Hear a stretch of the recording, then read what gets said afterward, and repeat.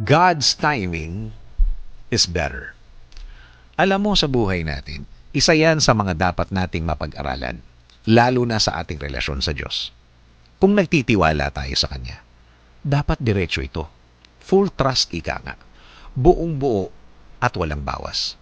Hindi pwedeng may tiwala ka sa Kanya sa ibang bagay, pero sa iba, wala. O kaya, sa Kanya ang iba, yung iba sa iyo. Hindi ganun yun. At kahit kailan, hindi mag-work yun. Sa pagbigay mo sa Kanya ng problema mo, ibigay mo na ang lahat ng tiwala mo. Wala nang testing-testing dito. Dahil hindi mo naman alam talaga kung paano gagawin ng Diyos yun. Believe me, hindi mo maiintindihan. That is God's way. It's not your way. Plano niya, hindi plano mo. Timing niya, hindi timing mo. Magkaiba yun. Kaya kung minsan, binigay mo na sa Kanya ang problema tapos mapapansin mo na parang walang nangyayari. Again, plano niya ang mangyayari. Hindi iyo. Kasi kung naghahanap ka, depende na naman ito sa mga gusto mong mangyari. Parang ikaw na naman. Sarili mo na naman ang gusto mong masunod.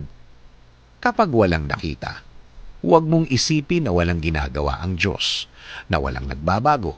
Huwag mong ibase sa nakikita mo ang solusyon ng problema mo dahil nag-umpisa na siya. Hindi mo lang alam. Kasi kung gusto mo ikaw na naman ang masusunod, ikaw na naman ang gagawa ng solusyon, tapos kung nagkaroon na naman ng bagong problema o kaya lumala, ibibigay mo na naman sa Diyos. Hindi ganun yun. Hindi tiwala ang tawag doon. Mas magandang nag-aantay ka na ng mahabang panahon. At least, naayos ang lahat. Kesa naman, sa lahat ng gusto mo, rush.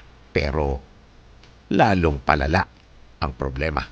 Minsan, ang God's timing ay hindi nakatiming sa gusto nating timing. Pero, ito ang tamang timing na kailangan natin. Tamang-tama sa atin. Matutong magtiwala, matutong maniwala. Tama. Matutong magtiwala.